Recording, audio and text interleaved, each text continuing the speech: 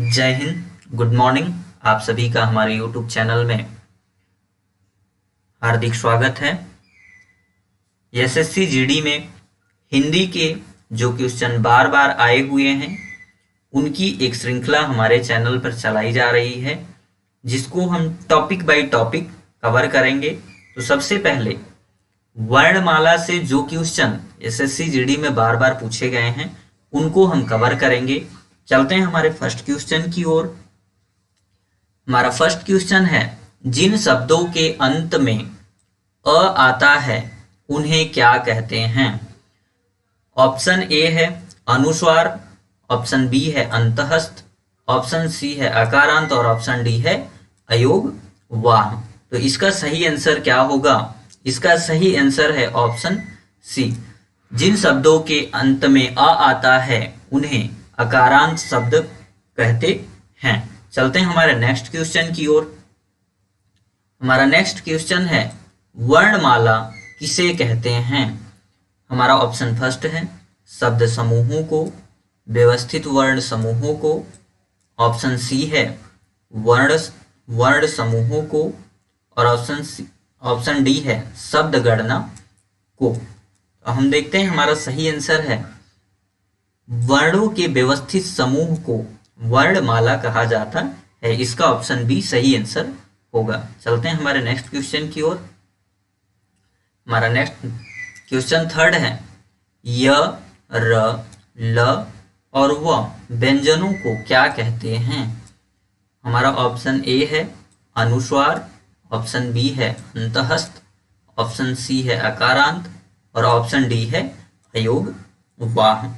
तो हमारे जो य, र, ल और व व्यंजन होते हैं इनको अंतहस्थ व्यंजन कहा जाता है।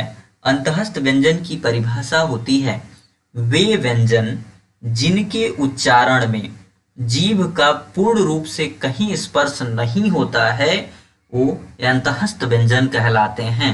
जैसे आप य का उच्चारण करके देख सकते हैं, आपकी जो जीभ है उसका पूर्ण रूप से कहीं स्पर्श नहीं होगा। चलते हैं हमारे नेक्स्ट क्वेश्चन की ओर। हिंदी वर्णमाला में अयोगवाह वर्ण कौन से होते हैं? हमारा ऑप्शन ए है अंग और अह, ऑप्शन बी है ई, ऑप्शन सी है अ और आ, ऑप्शन डी है उ और उ। तो हम देखते हैं हमारा जो अयोगवाह वर्ण होते हैं हिंदी में वो होते हैं अंग और अह। इनके बेसिक दो प्रकार होते हैं, अंग को अनुस्वार कहते हैं और अह को विसर्ग कहा जाता है। इसका सही आंसर होगा ऑप्शन ए। चलते हैं हमारे नेक्स्ट क्वेश्चन की ओर। वर्ण किसे कहते हैं? तो शब्द समूहों को, ऑप्शन बी है शब्दों को, अखंडित शब्दों को और ऑप्शन डी है ध्वनियों को। तो इसका सही आंसर होगा ध्वनियों को हम वर्ण कहते हैं। वर्ण की परिभाषा क्या होती है? ध्वनियों के वे मौलिक और सूक्ष्मतम रूप जिन्हें और अधिक विभाजित नहीं किया जा सकता है वो वर्ण कहलाते हैं। तो वर्ण किसे कहते हैं? ध्वनियों को हम वर्ण कहते हैं। चलते हैं हमारे नेक्स्ट क्वेश्चन की ओर। भाषा की लघुतम इकाई क्या है? भाषा की सबसे छोटी इकाई क्या होती है?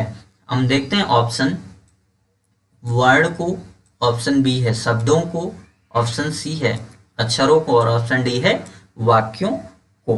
तो हम देखते हैं भाषा की जो सबसे लघुतम इकाई होती है वो वर्ण होती है। इसको और अधिक विभाजित नहीं किया जा सकता है। ये भाषा की क्या है? सबसे छोटी इकाई वर्ण होती है। चलते हैं हमारे नेक्स्ट क्वेश्चन की ओर। हमारा क्वेश्चन नंबर 7 क्या है? कौन से वर्ण का उच्चारण स्वर और व्यंजन के बीच माना जाता है? ऐसे कौन से व्यंजन हैं जिनका उच्चारण स्वर और व्यंजनों के बीच माना जाता है? हम देखते हैं ऑप्शन ए है अनुस्वार, ऑप्शन बी है अंतहस्थ, ऑप्शन सी है ऊष्म व्यंजन और ऑप्शन डी है अयोग वाह। तो इसका सही आंसर क्या होगा? इसका सही आंसर होगा अंतःस्थ व्यंजन। अंतःस्थ व्यंजनों का जो उच्चारण होता है वो स्वर और व्यंजन दोनों के बीच में होता है। जैसे आप य को देखेंगे तो य उसमें स्वर और व्यंजन के बीच में आ रहा है, इसीलिए हम उसको क्या बोलते हैं, अंतःस्थ व्यंजनों को बोला जाता है। चलते हैं हमारे नेक्स्ट क्वेश्चन की ओर। च वर्ण का उच्चारण मुंह के किस भाग से होता है? सबसे ऑप्शन ए है हमारा मूर्धा, ऑप्शन बी है कंठ, ऑप्शन सी है ओष्ठ और ऑप्शन डी है तालु। तो हम देखते हैं इसका सही आंसर क्या होता है। जो हमारा च वर्ण है, च का आप उच्चारण करके देखिए, आपके मुंह में जीभ का स्पर्श कहाँ हो रहा है। च को जब आप बोलेंगे तो हमारे तालु से टच होता है, इसीलिए इसका सही आंसर क्या होगा, या च वर्ण का उच्चारण कहाँ से होता है, तालु से होता है। चलते हैं हमारे नेक्स्ट क्वेश्चन की ओर। क्वेश्चन नंबर 9, इसमें क्या है, निम्न में से दीर्घ स्वर कौन सा है? तो दीर्घ स्वर कौन सा होता है? ऑप्शन ए है अ, ऑप्शन बी है आ, ऑप्शन सी औ, ऑप्शन सी है आ और ऑप्शन डी है ओ। तो हम इसका सही आंसर देखते हैं क्या होगा, ऑप्शन सी होगा। आ जो होता है हमारा वो क्या होता है, दीर्घ स्वर होता है। वैसे हमारे मूल स्वर 4 होते हैं, जो हमारे अ, उ, औ, री और ई। चलते हैं हमारे नेक्स्ट क्वेश्चन की ओर। ओष्ठाकृति के आधार पर स्वर कितने प्रकार के होते हैं? ऑप्शन ए है 2, ऑप्शन बी है 3, ऑप्शन सी है 4 और ऑप्शन डी है 5। इसका सही आंसर होगा ऑप्शन ए, 2 होते हैं। एक होता है, पहला जो होता है वो वृत्तामुखी होता है और दूसरा अवृत्तामुखी होता है। हमारे चलते हैं नेक्स्ट क्वेश्चन की ओर। निम्न में से अल्प प्राण कौन से वर्ण होते हैं?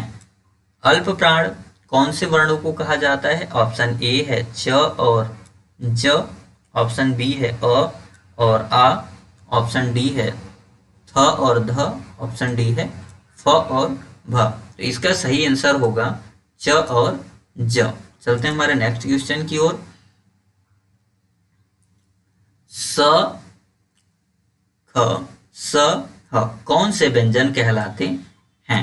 तो ऑप्शन ए है अनुस्वार, ऑप्शन बी है अंतःस्थ, ऑप्शन सी है ऊष्म और ऑप्शन डी है अयोग वाह। तो इसका सही आंसर क्या होगा? इसका सही आंसर है ऑप्शन सी, इनको ऊष्म व्यंजन कहा जाता है। ऊष्म व्यंजन की परिभाषा क्या होती है? जिन व्यंजन वर्णों के उच्चारण से रगड़ के माध्यम से ऊष्मा उत्पन्न होती है उसे हम क्या कहते हैं? ऊष्म व्यंजन कहते हैं। आप स को बोल के देख सकते हैं, स, तो इसमें क्या होता है, रगड़ के माध्यम से ऊष्मा उत्पन्न हो रही है। चलते हैं हमारे नेक्स्ट क्वेश्चन की ओर। निम्न में से कंठ ध्वनियां कौन सी हैं? कंठ ध्वनियां इनमें से कौन सी हैं? ऑप्शन ए है च और ज, ऑप्शन बी है य र, फिर ऑप्शन सी है थ और ध, ऑप्शन डी है क और ख। तो क वर्ण का उच्चारण कहाँ से होता है? कंठ से। क आप बोल के देख सकते हैं और उसके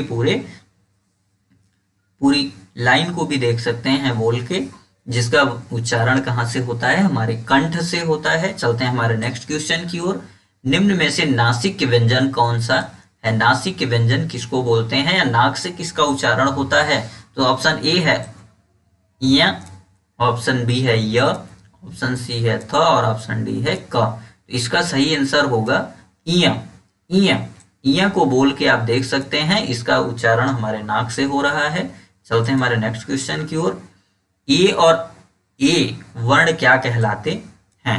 ऑप्शन ए है ओष्ठ, ऑप्शन बी है मूर्धन्य, ऑप्शन सी है कंठ तालव्य और ऑप्शन डी है नासिक। तो इसका सही आंसर क्या होगा? इसका सही आंसर है कंठ और तालव्य। चलते हैं हमारे नेक्स्ट क्वेश्चन की ओर। हिंदी में मूलतः वर्णों की संख्या कितनी होती है? तो हिंदी में टोटल वर्ण कितने होते हैं? या ऑप्शन ए है 36, ऑप्शन बी है 51, 51 और ऑप्शन सी है 52, ऑप्शन डी है 53। तो इसका सही आंसर होगा ऑप्शन सी, 52 होते हैं टोटल। चलते हैं हमारे नेक्स्ट क्वेश्चन की ओर। हमारा नेक्स्ट क्वेश्चन है स्र ध्वनि किस व्यंजन के अंतर्गत आती है। यह हमारा जो स्र व्यंजन है ये किसके अंतर्गत आता है। हम इसका ऑप्शन देखते हैं। ऑप्शन ए है कंठ, ऑप्शन बी है संयुक्त वर्ण, ऑप्शन डी है मूल स्वर और ऑप्शन सी है मूल स्वर और ऑप्शन डी है घोष वर्ण। तो हमारा जो स्र है ये संयुक्त व्यंजन के अंतर्गत आता है। हम संयुक्त व्यंजन किन्हें कहते हैं, जो दो व्यंजन वर्णों के योग से बनते हैं उनको हम क्या कहते हैं, संयुक्त व्यंजन कहते हैं। तो आप जैसे स्र को देखेंगे तो ये सीटी वाले स प्लस र से मिलकर बना हुआ है, इसीलिए इसको संयुक्त व्यंजन कहते हैं। हमारे टोटल संयुक्त व्यंजन 4 होते हैं। चलते हैं हमारे नेक्स्ट क्वेश्चन की ओर।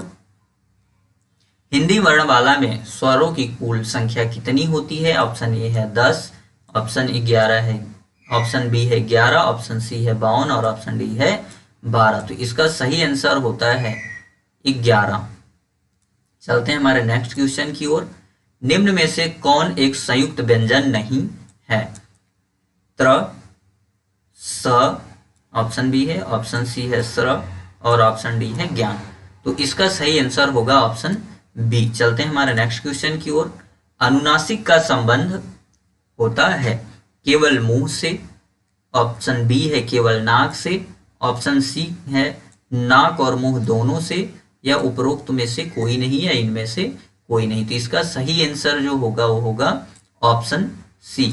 अनुनासिक जो है नाक और मुंह दोनों से इसका संबंध होता है। तो धन्यवाद दोस्तों, आप हमारे साथ बने रहिए और आगे भी इसी तरह के वीडियो आपको प्रोवाइड किए जाएंगे। और एसएससी जीडी में जो क्वेश्चन बार बार आए हुए हैं उनका हम इस श्रृंखला में रिवाइज करेंगे। धन्यवाद दोस्तों, थैंक्स फॉर वॉचिंग।